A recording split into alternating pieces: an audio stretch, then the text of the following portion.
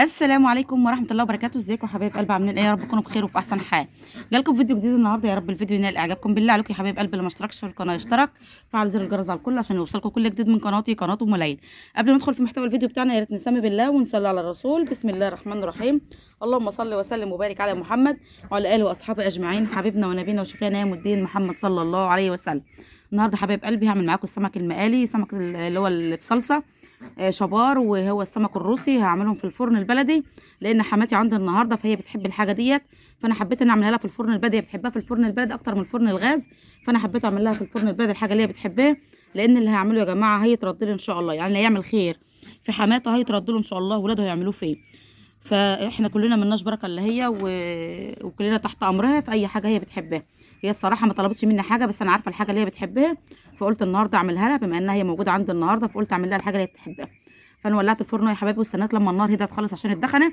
فانا مجهزه السمك على التسويه على طول. كلكم عارفين ان السمك ايه بيتعمل ازاي، محدش يعني تايه عن عمايل السمك، كلنا شطار وعارفين ستات بيوت كويسين، فعارفين السمك بيتعمل ازاي. بنصلص الصلصه عادي، بس بنزود البصل بتاعه شويه وبنسويها زي اي صلصه، وبنجهزها وبنقلي السمك بتاعنا وبنحطه في الصلصه. وغليته على البوتاجاز يا جماعه غلوه على السريع كده، وهجيبه احطه على في الفرن معاكم وانشفه خالص واحمر وشه، مفيش اكتر من كده.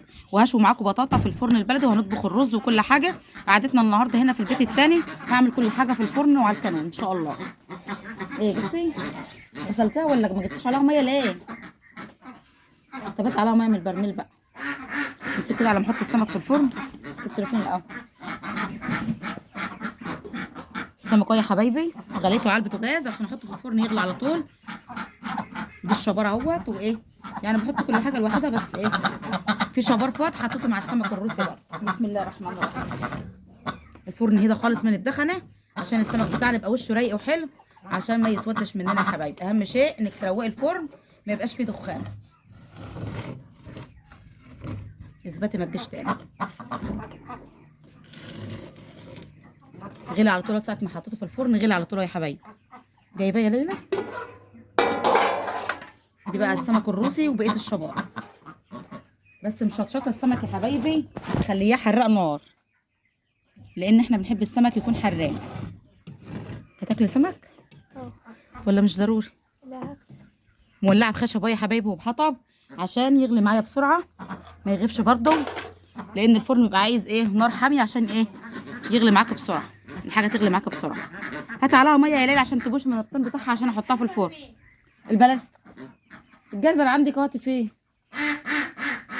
ما تبليش الطبق، هتحطي فيه العلفه ازاي؟ نشفيه بقى في هدومك. انا قايله لك عليها ميه من البيت وانت جاي، حصل ولا ما حصلش؟ انت بتكسلي تعملي حاجه يا ليلى يا بنتي. قلت لها هاتي ميه على البطاطا وانا اغسلها، جابتها لي من غير ميه وجاء. الخشب اللي انا حطاه يا حبايبي هيسوي السمك ويشوي البطاطا. جايبه بصي وراكي ليه؟ ما دخلتهاش عند ولادها ليه؟ هنسوي البطاطا، هيسوي السمك بتاعنا وهيشوي البطاطا، وهطبخ بقى الرز جنبي منهم ان شاء الله. انت جايه زي كده تعقدي لي على الرز وتجيبيه تحطي له ملح لا هاتهولي عشان بس ايه ما اعرفش اسيب السمك واقوم البطه يخش الفرن. لا، هقعد لك جنبه وهعمل لك حاجه. تقعدي جنبه تعملي له ايه؟ هقعد لك عشان البط ما يجيش عندي. بحاول اشغل الفلاش عشان اجيب لكم السمك من جوه، بس الصاج بتاع الفرن حامي يا حبايبي. شايفين بدا يغلي اهو، بسم الله ما شاء الله، عشان انا غليته على البوتاجاز. ابو ليلى والاولاد ما بياكلوش سمك اي غير الشبار، فعشان كده بعمل صينيه شبار لوحدها خالص، ما بيبقاش فيها اي حاجه تانية خالص، عشان بس ايه يرضوا ياكلوا منها. انما اي باقي سمك تاني بحطه في ايه في صينيه تانية لوحده. لازم اعمل لهم صينيه سمك ايه شبار لوحدها، ما احطش فيها اي حاجه تانية، يعني لا روسي ولا قراميط ولا اي حاجه بياكلوها، ما بياكلوش الا الشبار بس في صلصه. يلا روح هات الرز بقى تعالى. كان قاعد لك. يعني اللي اروح اجيب الرز. ماشي يا حبايب قلبي، جبت الرز اهو حطيته على الكانون، والسمك بتاعنا في الفرن. وليلى غسلت البطاطا نضفتها، شايفين ليلى غسلها جميل ازاي، ربنا يصلح حالها يا رب. غسلتها وروقتها خالص، والسمك بتاعنا في الفرن زي ما انتم شايفين، والرز على الكانون. يعني كل شغلي وانا قاعده في نفس المكان، وبعمل شغل كله وانا قاعده. ببقى مبسوطه والله العظيم جدا جدا وانا بشتغل في الفرن واللي على الكانون. بحس يعني الحاجه كده بريحتها وبشمختها كده، يبقى لها ريحه وحاجه، يعني حاجه تانية خالص، خلاف الفرن الغاز وخلاف البوتاجاز خالص، يعني يبقى لهم طعم وريحه حاجه تانية خالص. انت لسه ما حطيتيش حاجه في النار خالص؟ لا. انت بتولعي يا ليلى؟ عود كبريت. ماشي يا ليلى، ولعي فيها وانا قاعده. تدخلي. يا ماما انا عايزه اروح. انت ما عملتش اي حاجه خالص، امال بتعملي ايه من ساعتها؟ انت اللي قلت لي هات البساطه واغسلها. يعني قلت لك هات البطاطا واغسليها، ما قلتلكيش اقعدي ما تغسليش المواعين. انت اللي قاعده ما تلعبش. وانت اللي مقعداني جنبك اهو. مثلا كان ممكن سبت لك الرز وقلت لك اطبخيه على البوتاجاز.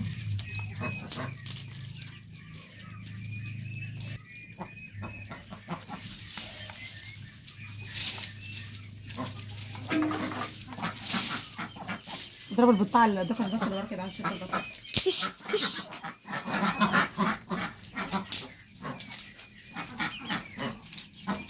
انا هروح مع باباكم نجيب بتاع عدس للبط والفراخ، وانت ايه تشوفي شغلك بقى في البيت عليكم.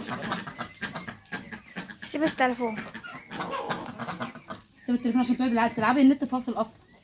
ما شغلتوش ليه؟ الباقه خلصان. ما دفعتوش ليه؟ انت اللي عليك تشحنها بقى النار. لا انا مش شايفين يا حبايبي بدا يحمر اهو، بسم الله ما شاء الله، بدا ياخد لون اهو. انا بحبه يبقى ناشف وايه وشه يبقى احمر، يعني ايه ما بسيبوش فيه ميه كتير يعني. نحط بقى بعد عود حطب كده عشان يحمر الوش بتاعه.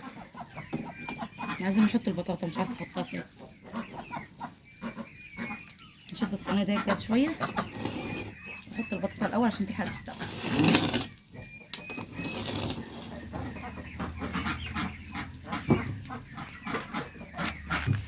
هو حاجه تقع في الفرن. احلى بطاطا بقى يا حبايبي تاكلوها في الفرن البلدي، لا تقولوا لي لا غاز ولا اي حاجه. عديته.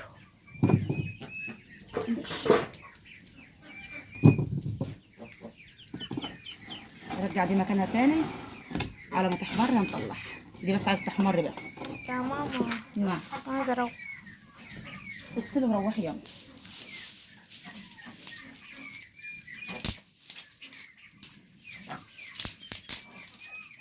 خلاص يا حبايب قلبي، خلصت السمك اهو، حمرته تحميره خفيفه على الرايق كده، ما رضيتش اغمق وشه خالص عشان بس ايه ما يبقاش اسود ولا كده.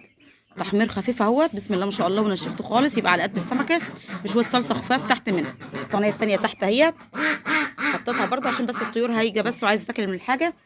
والصينيه التانيه فوق يا حبايبي دي صينيه الشباره اهيت، بسم الله ما شاء الله، هي حمرا بس مش عارفه باينه في الكاميرا مش حمرا ليه، بس هي حمرا خالص بسم الله ما شاء الله. نشفتها خالص زي ما انتم شايفين حضراتكم، بس زي ما قلت لكم انا ما بحمرش وشها قوي عشان ما يبقاش وشها اسود. بس بسم الله ما شاء الله السمك جميل جدا جدا، ربنا يبارك يا رب، ربنا يبارك.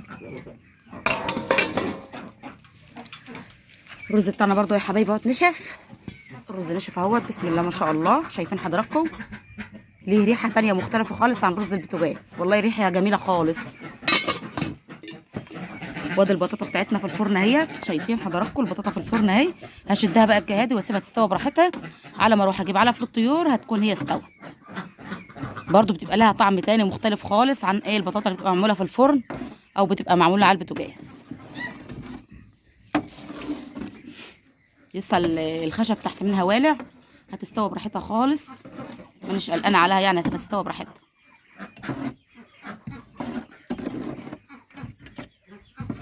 اشدها بس كلها الجهادي لان مش عارفه امسك التليفون واشدها.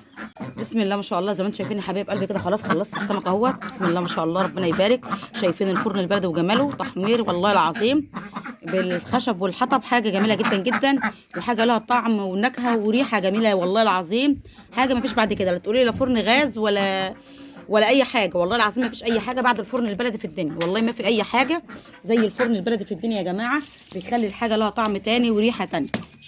البط عايز يخش ياكل السمك باي طريقه، بسم الله ما شاء الله جميل جدا جدا يا حبايب قلبي، بالف هنا وشفا للي ياكل حاجه، ربنا يبارك يا رب. الصينيه الثانيه تحت يا حبايبي، ودي الصينيه اهي اللي فيها الشبار خالص، فربنا يبارك يا رب، الف هنا وشفا للجميع ان شاء الله. زي ما انتم شايفين حضراتكم خلاص، والبطاطا بتاعتنا اهي في الفرن هسيبها بقى تستوي براحتها، والرز على الكانون خلاص نشف يا حبايبي. عايزه اوريكم برده الرز بس خايفه من البط يخش ياكل السمك. الرز معاكم اهو بسم الله ما شاء الله، ولا حول ولا قوه الا بالله، حاجه تانية ما فيش بعد كده، ريحته جميله جدا جدا، ليه ريحه يعني الحاجه بيبقى تحس ان هي ريحه الحطب والخشب بتبقى في الحاجه كده، بتدي لها ريحه تانية وطعم تاني، فربنا يبارك يا رب. زي ما انتم شايفين حضراتكم البطاطا بتاعتنا بدات تستوي اهيت، فربنا يبارك. برده لما تستوي برده هطلعها وايه وهقشرها واجهزها. بس انا هحاول افصل بقى يعني ايه، ما عادش اقدر اتكمل معاكم الفيديو اكتر من كده، عشان بس انا رايحه اجيب عدس او ازوله للطيور، فلازم افصل معاكم الفيديو بقى، لان ليلى اللي هتتابع البطاطا وهتطلعها بقى براحتها بقى. بس بسم الله ما شاء الله الحاجه كلها يعني ريحه البطاطا طالعه في الفرن، وريحه السمك وريحه الرز، الحاجه طالعه كلها ريحتها طالعه جميله جدا جدا.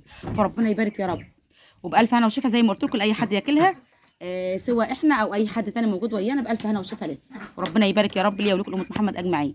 بالله عليكم يا حبايب قلبي، لو الفيديو عجبكم ما تنسونوش اللايك والاشتراك في القناه وتفعيل زر الجرس على الكل، عشان يوصلكم كل جديد من قناتي قناه ام ليلى. اي فيديوهات بتحبوها من فيديوهات ام ليلى اكتبوا لي في التعليقات، وانا انزل لكم منها على طول، سواء في الاراضي الزراعيه، سواء روتينات في البيت، سواء طبخ، سواء طيور، اي حاجه انتوا حابينها من القناه بتاعتي اكتبوا لي بس في التعليقات، وانا هبقى معاكم على طول باستمرار، وانزل لكم اي حاجه انتوا حابينها. اشوفكم على خير، استنوني في فيديو جديد.